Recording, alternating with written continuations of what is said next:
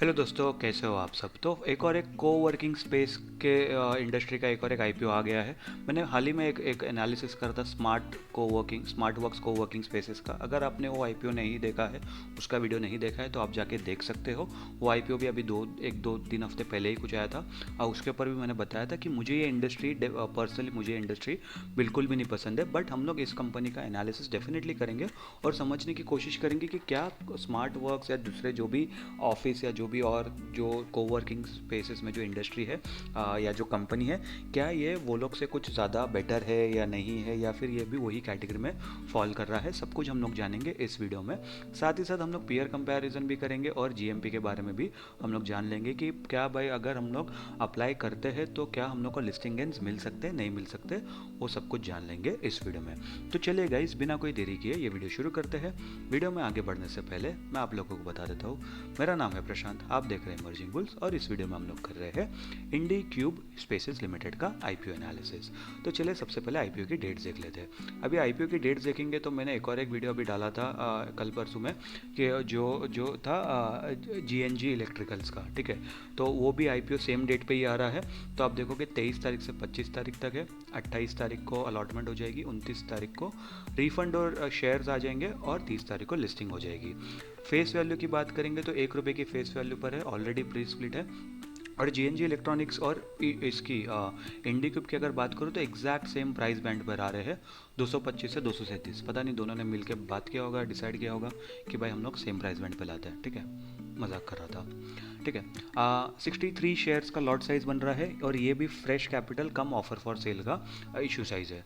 Total issue size अगर देखेंगे तो 700 करोड़ का है, जिसमें से 650 करोड़ कंपनी के पास जाएगा और ये लोग कह रहे हैं 50 करोड़ हमको भी दे दो, हमको भी अपना घर चलाना है। तो मोटा मोटी देखेंगे तो 92% 93% के आसपास का पैसा कंपनी के पास जाएगा और जो बचा 7-8% है वो प्रमोटर्स की जेब में जाएगा, ठीक है। तो चलिए यहाँ पर शेयर होल्डर कोटा की बात कर लेते हैं।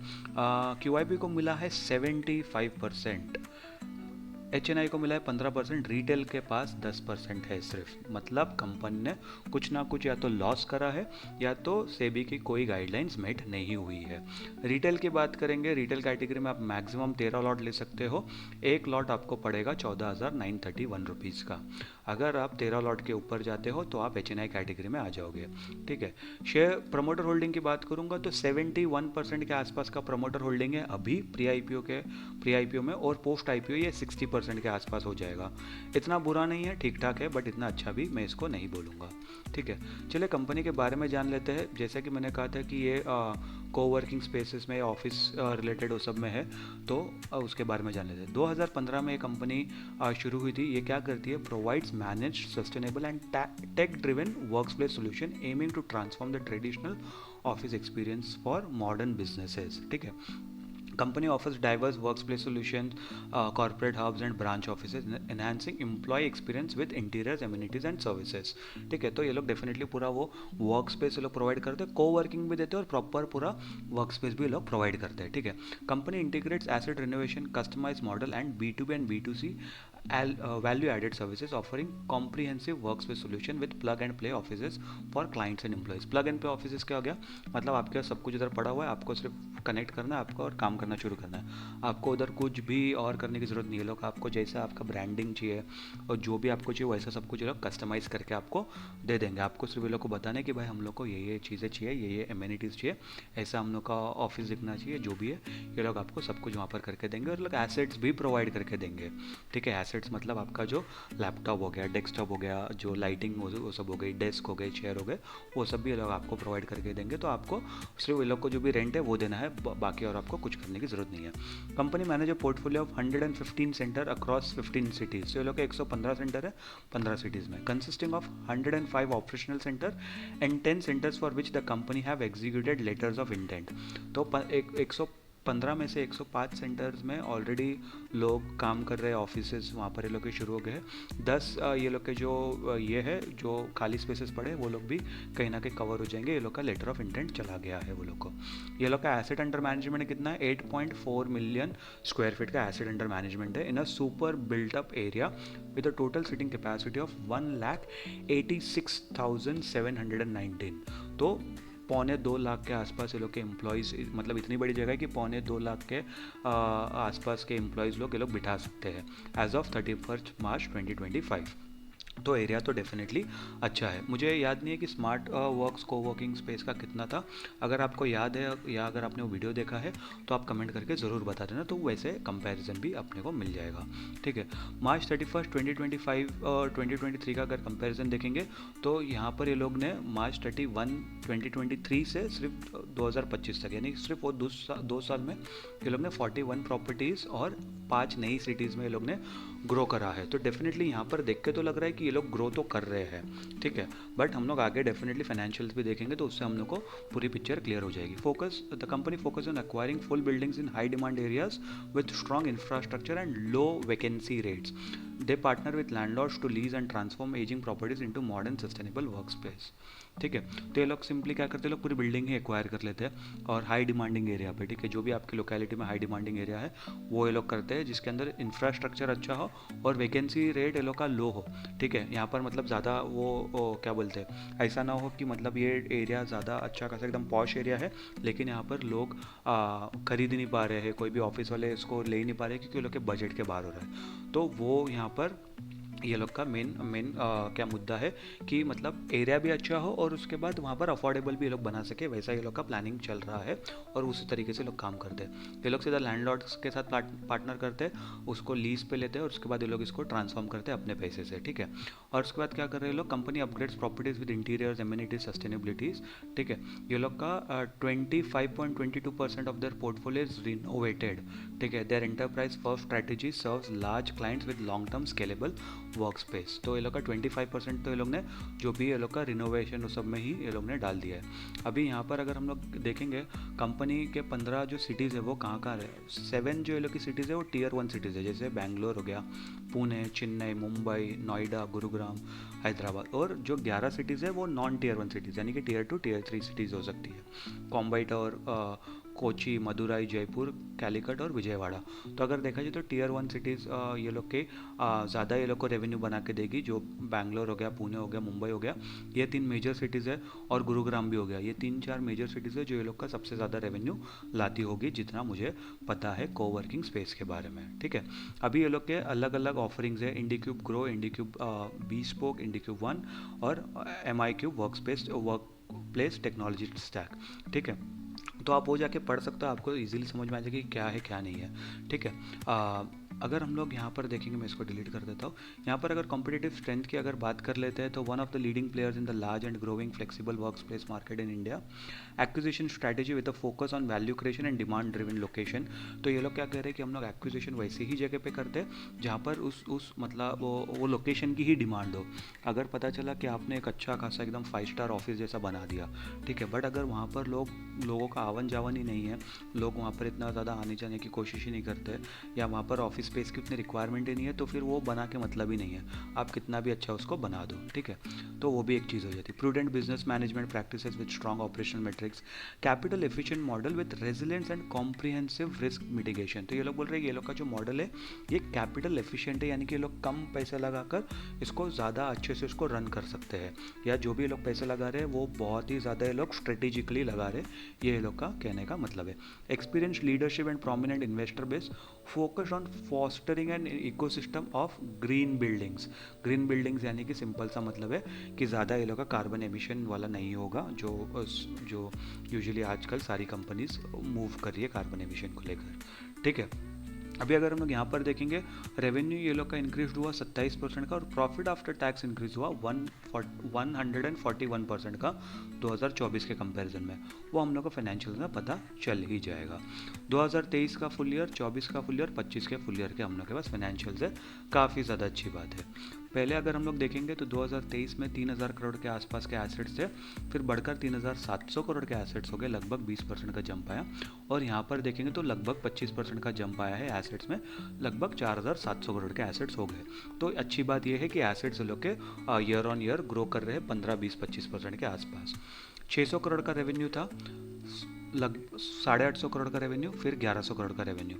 तो यहाँ से यहाँ में अगर हम लोग देखा जाए 600 करोड़ से 850 करोड़ में तो 45% के आसपास का रेवेन्यू ग्रोथ हुआ, और यहाँ से यहाँ में ये लोग ने ऑलरेडी बताया 27% का रेवेन्यू ग्रोथ हुआ है।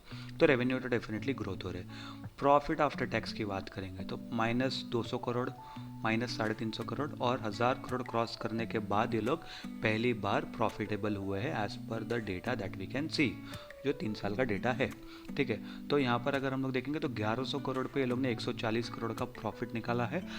कोवर्किंग स्पेस में काफ़ी ज़्यादा अच्छा नंबर है। पहली बात, कोवर्किंग स्पेसेस में बहुत कम कंपनी है जो प्रॉफिटेबल हो पाती है, और उसमें भी अगर आपका प्रॉफिट मार्जिन ये अच्छा दिख रहा है, लेकिन अभी तक प्रॉब्लम क्या है कि ये सिर्फ ये साल ही प्रॉफिटेबल हो पाए हैं, तो वो कहीं ना कहीं एक नेगेटिव पॉइंट है। अगर इसके पिछले साल भी प्रॉफिटेबल होते तो कहीं ना कहीं थोड़ा बहुत हम लोग के पास इसे 8 क्वार्टर का डेटा हो जाता, लेकिन अभी सिर्फ 4 क्वार्टर के डेटा के हिसाब से हम लोग जज कर पा रहे हैं। और अभी अगर हम लोग यहाँ पर मैं एक और एक चीज़ ऐड करूँ तो आप देखोगे यहाँ पर एसेट्स तो डेफिनेटली ग्रोथ कर रहे हैं, रेवेन्यू भी ग्रो कर रहा है, लेकिन जो रेवेन्यू जब ये लोग का 1000 करोड़ के ऊपर गया तब ये लोग प्रॉफिटेबल हो पाए।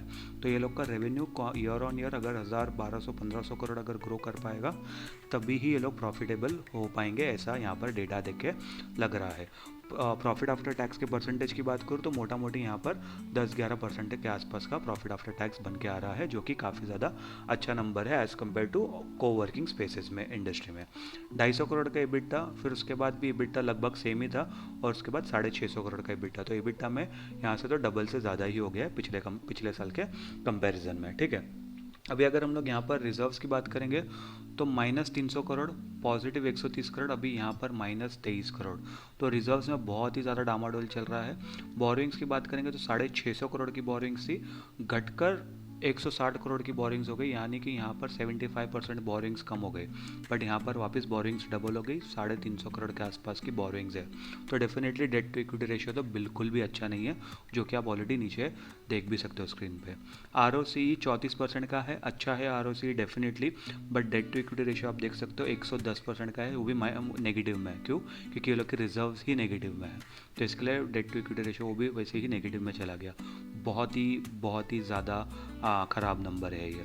पैट मार्जिन की बात करेंगे तो -13% का है, क्योंकि यहाँ पर इसका डेटा लिया गया है, ये वाला डेटा अभी तक जोड़ा नहीं गया है, बट अगर ये वाला डेटा जोड़ेंगे तो ये पॉजिटिव में आ जाएगा। ठीक है, EPS की बात करेंगे तो -7.65 का है। पोस्ट IPO डेफिनेटली ये और ज़्यादा ख़राब हो सकता है, जितना मुझे अंडरस्टैंडिंग आ रही है। ठीक है, अभी अगर हम लोग यहाँ पर इसकी बात करेंगे पैसे क्यों उठा रही है, तो ये लोग को न्यू सेंटर्स एस्टैब्लिश करना है, जिसके लिए ये लोग कुछ 450 करोड़ रुपए डालेंगे, और 90 करोड़ रुपए जो है ये लोग इसकी बोरिंग्स चुकता करने में डालेंगे, और बाकी जो भी पैसे हैं ये लोग को जनरल कॉर्पोरेट पर्पज़ के लिए चाहिए। अभी आप मुझे एक इधर बात बताओ, ठीक है, आप यहाँ पे से उठा रहे हो 650 करोड़, ठीक है, जिसमें से 450 करोड़ आप ग्रो करने के लिए डाल रहे हो, ठीक है, उसके अंदर कोई बुरी बात नहीं है, लेकिन आपकी बोरिंग 350 करोड़ है। अगर आप बोरिंग्स कम करोगे तो आपका डेट टू इक्विटी रेशियो अच्छा हो जाएगा, आपका प्रॉफिट आफ्टर टैक्स भी अच्छा हो जाएगा। ठीक है, तो आपका जो मार्जिन है वो बढ़ जाएगा। ये मतलब मैं नहीं कर रहा हूँ कि एसेट्स आपको नहीं बढ़ाना चाहिए, बट आपके पास एसेट्स ठीक ठाक है, आप अच्छे से इसको ग्रो कर रहे हो। कभी कभी यही हो जाता है कि अगर आप ग्रोइंग कंपनी हो तो आप ग्रो करने के लिए ज़्यादा सोचते हो, बट उसके बाद आप ये प्रॉफिट के ऊपर ध्यान नहीं देते हो। कभी भी बिजनेस लॉन्ग टर्म में वही सस्टेन होते हैं जो प्रॉफिटेबल रहते हैं ईयर ऑन ईयर। ठीक है, आप ये साल प्रॉफिटेबल हुए हो तो मेरे हिसाब से तो ये लोग को जो ये लोग का जो ये है फिक्स्ड एक्सपेंसेस उसको कम करने चाहिए।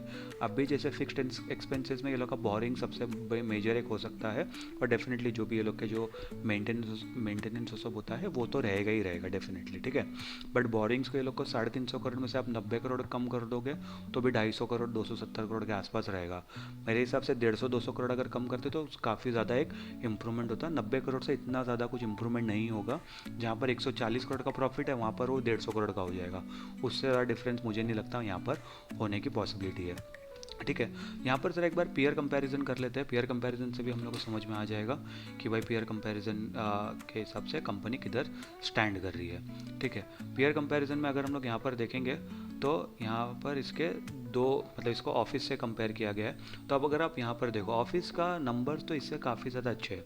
देखो EPS देख लो पॉजिटिव में है, इसका EPS नेगेटिव में है। NAV देख लो नेगेटिव में, ये पॉजिटिव में। पीई रेशियो तो दिया ही नहीं गया है इंडीक्यूब का, ठीक है।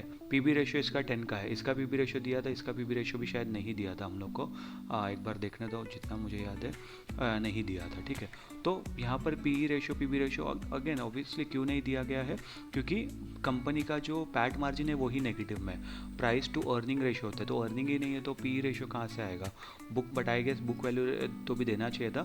तो यहाँ पर ऑफिस स्पेस सोल्यूशन ज़्यादा बेटर ऑप्शन मुझे यहाँ पर लग रहा है एज़ कम्पेयर टू इंडीक्यूब के, ठीक है। तो अगर मुझे अप्लाई करना है तो मैं सेकेंडरी मार्केट से सीधा मैं ऑफिस में इन्वेस्टमेंट बना लो, जो भी पैसे मैं इन्वेस्ट कर रहा हूँ। एक बार जीएमपी का डेटा देख लेते हैं, जीएमपी में हम लोग को और समझ में आ जाएगा कि क्या लिस्टिंग गेन्स हम लोग को मिलेंगे नहीं मिलेंगे, ठीक है। तो जीएमपी के हिसाब से अगर हम लोग देखेंगे तो जीएमपी यहाँ पर बता रहा है कि 16% 17% का जीएमपी है। बट जैसा कि मैं बताता हूँ हमेशा, ये मैं वीडियो रिकॉर्ड कर रहा हूँ 18 तारीख को, 18 जुलाई को। अभी ये लिस्ट होगा 30 जुलाई को, यानी कि अभी भी 10-12 दिन है।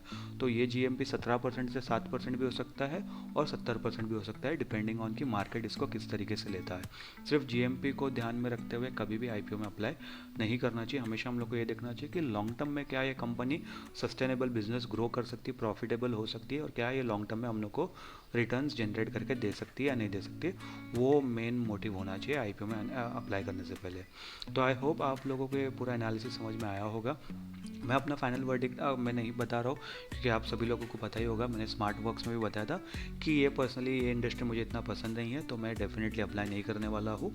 आप कमेंट करके ज़रूर बताना कि क्या आप ये अप्लाई करने का सोच रहे हो, नहीं सोच रहे हो, इंडस्ट्री आपको कैसी लग रही है, आपका शायद कोई दूसरा पॉइंट ऑफ व्यू हो सकता है, वो भी आप कमेंट करके डेफिनेटली बता सकते हो। आई होप आपको ये वीडियो पसंद आया होगा। वीडियो अगर पसंद आया होगा तो वीडियो को लाइक कर देना, चैनल को सब्सक्राइब कर देना, नोटिफिकेशन घंटी ज़रूर दबा देना, कमेंट करके बताना एनालिसिस कैसा लगा आपको। मैं मिलता हूँ आपसे अगले वीडियो में, तब तक के लिए गुड बाय।